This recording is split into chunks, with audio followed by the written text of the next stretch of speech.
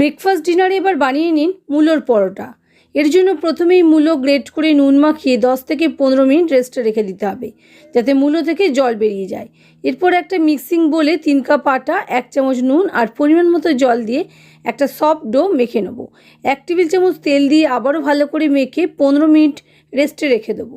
এরপর মূলো থেকে জল চিপড়ে অন্য একটা বাটিতে তুলে নেব। মূলোতে এই জলটা থাকলে পরোটা ভালো মতো তৈরি হয় না।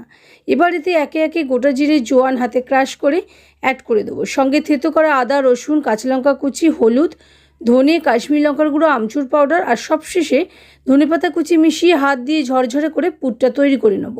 এবার লেচি কেটে বাটি করে বেশি করে পুর ভরে মুখ সিল করে দেবো। তারপর আটাতে লেচি কোট করে হালকা হাতে একটু মোটা করে পরোটা বেলে নেব। তারপর তাওয়া গরম করে পরোটা অ্যাড করে দেবো। এবার 2 পিঠ মিডিয়াম ফ্লেমে অল্প সেকে তেল দিয়ে 2 পিঠ ভেজে নিলেই রেডি মূলোর পরোটা।